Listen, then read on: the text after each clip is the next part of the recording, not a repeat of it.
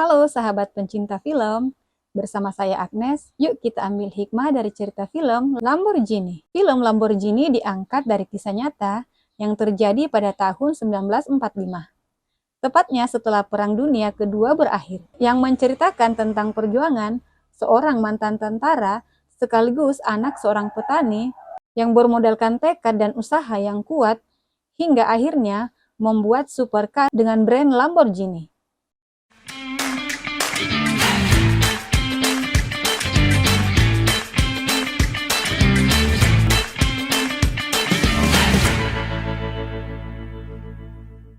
Awal film kita diperlihatkan dengan seorang pria bernama Versio Lamborghini yang baru saja kembali dari perang.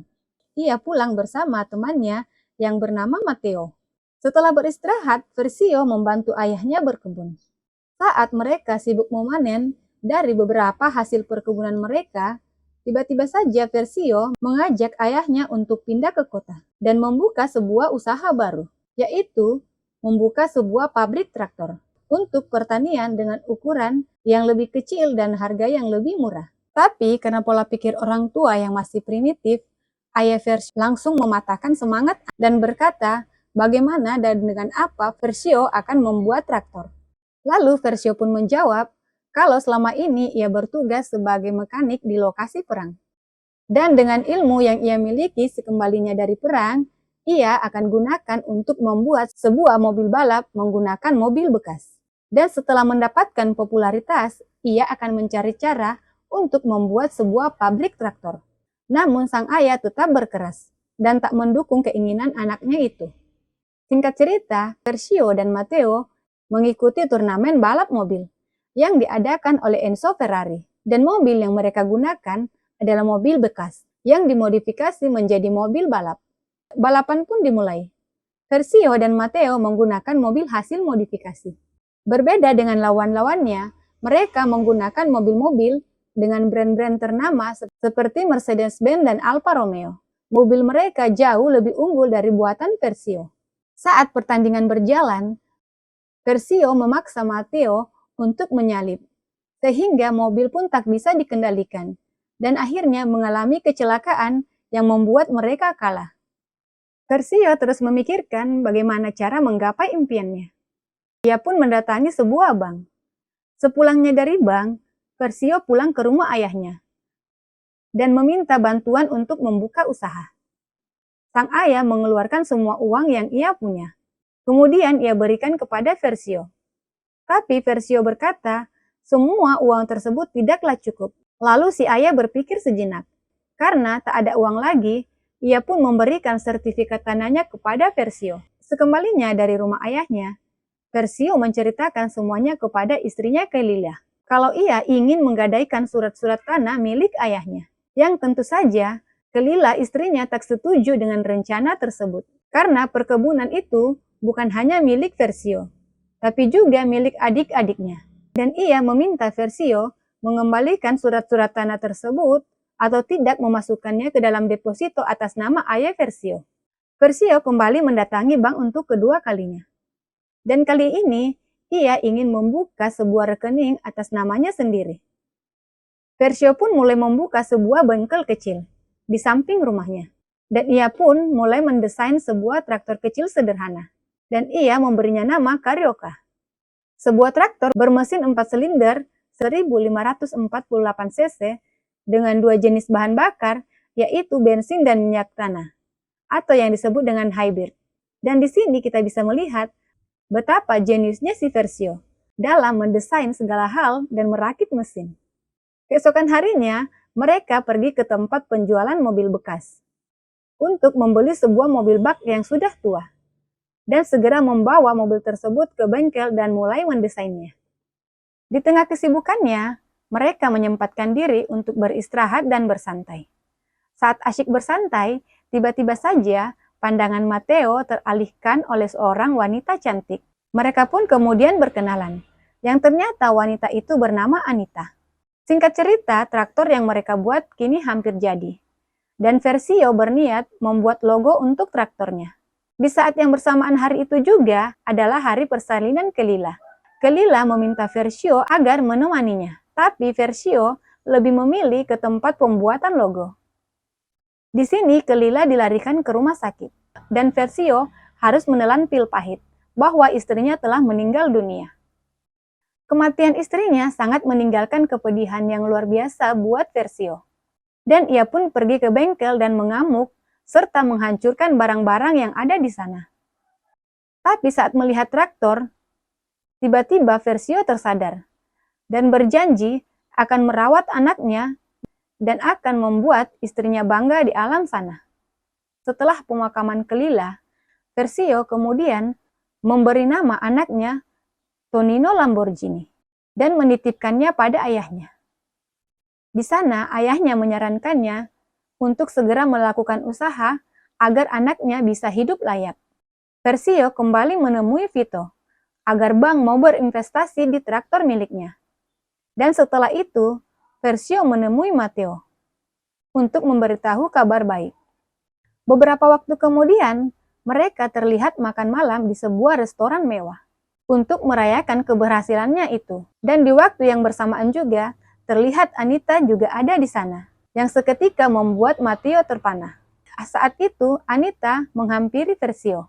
Dan ternyata, Anita malah menyukai Versio. Versio menyadari jika anaknya membutuhkan sosok seorang ibu. Oleh karena itu, Versio membuka hatinya untuk Anita. Matteo yang melihat kemesraan mereka, tiba-tiba marah dan memutuskan pertemanan dengan Versio.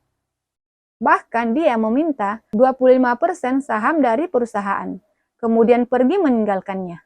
Singkat cerita, di tahun 1963, Versio mendulang keemasannya. Lamborghini Traktor menguasai traktor di seluruh Italia, dan Anita yang sudah menjadi istrinya membantu mengolah keuangan perusahaan Lamborghini Traktor.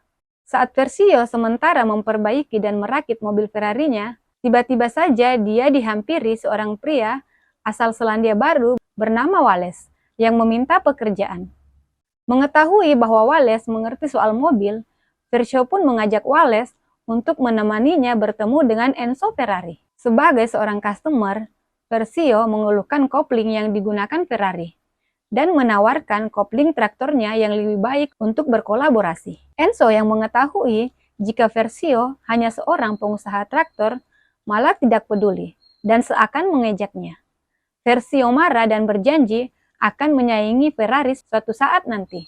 Singkat cerita, saat Versio mendatangi sebuah pameran seni bersama dengan keluarganya, tiba-tiba saja Versio mendapatkan inspirasi untuk menggunakan banteng yang kuat dan tak terkalahkan sebagai logo Lamborghini yang baru. Sementara itu di kantor Lamborghini, Versio merekrut Giotto Bisarani yang merupakan jebolan Ferrari dan Giano Paolo. Ternyata Versio berniat merambah di industri mobil dengan mengeluarkan Lamborghini 350 GT. Mobil tersebut akan diluncurkan pada event Geneva Motor Show. Mereka hanya memiliki waktu 6 bulan untuk merampungkan mobil baru yang mereka rancang tersebut. Akan tetapi saat makan malam, Anita meragukan rencana Versio. Menurutnya, saat harga bahan bakar naik, menjual mobil sport adalah sebuah keputusan bodoh. Namun Versio menanggapi kritikan Anita dengan amarah. Anita menambahkan bahwa keputusan Versio untuk menambah industri mobil justru akan membuatnya bangkrut. Tetapi hal tersebut tidak menghentikan ambisi Versio. 3 bulan kemudian, Geneva Motor Show digelar. Versio masih merevisi desain bodi mobil yang dirancang oleh Franco. Hal itu membuat Franco meninggalkannya. Franco telah memberikan desain terbaik. Namun Versio merevisi bahkan di waktu yang tinggal sedikit. Namun sebagai pemimpin yang hebat, Versio meyakinkan Franco bahwa mereka akan melahirkan mobil yang belum pernah ada di dunia ini. Selain rancangan bodi mobil, Versio juga merevisi rancangan mesin yang dibuat oleh Jean Paul. Versio sangat memperhatikan tenaga yang besar dan tampilan yang estetik. Versio meminta karburator dipasang dengan posisi miring agar mobil tetap terlihat ramping. Malam harinya, di sebuah kafe, Versio merancang logo Lamborghini pada sebuah serbet. Tidak lama kemudian, lahirlah logo Lamborghini yang melegenda.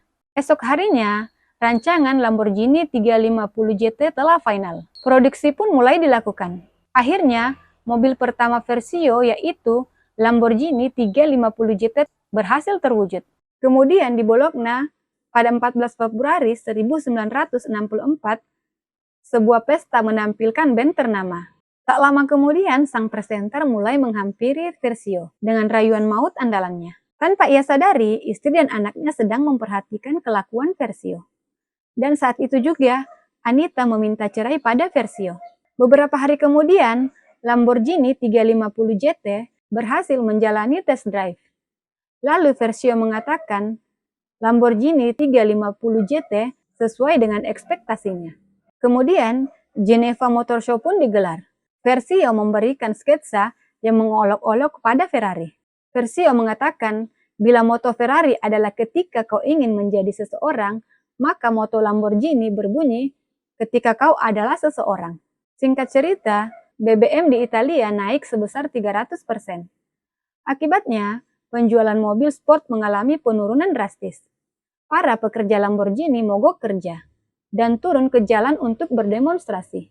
Selanjutnya pada tahun 1974, Versio menjual saham Lamborghini. Kemudian ia memberikan 50% hasil penjualan pada Tonino, 50% lagi pada saudaranya. Kini Tonino telah memiliki 2 anak. Anak bungsunya dinamai Versio, sebagai kebanggaan atas ayahnya. Sebelum pamit, Tonino bertanya pada Versio, apakah semua hal yang ia telah lakukan selama ini sepadan dengan hasilnya.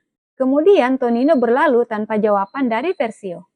Untuk menghabiskan masa tuanya, Versio tinggal di sebuah perkebunan miliknya, seluas 740 hektar. Ia membuat anggurnya sendiri dan menghabiskan waktu sebagai petani. Versio memajang semua foto perjuangannya saat ia muda, hingga ia mampu melahirkan Lamborghini. Kembalinya Versio menjadi petani menjadi akhir dari cerita film ini. Hikmah dari cerita film ini, Versio adalah seorang yang pantang menyerah. Kata-kata bijaknya, jika sesuatu itu tidak bisa, kita berusaha membuatnya menjadi bisa. Dia juga merupakan seorang pemimpin yang mampu menggerakkan karyawannya untuk mencapai keberhasilan.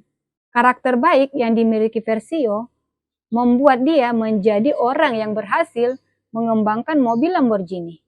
Belajarlah seperti Versio dan ambil hal-hal baik yang dimilikinya. Oke sahabat, itulah hikmah dari cerita film Lamborghini. Jika kalian menemukan hikmah lain dari cerita film ini, silakan tuliskan di kolom komentar. Semoga sahabat yang like, komen, dan subscribe channel cerita film ini rezekinya berlimpah, sehat selalu, dan hidupnya bahagia. Sampai jumpa di hikmah cerita film yang lain. Terima kasih.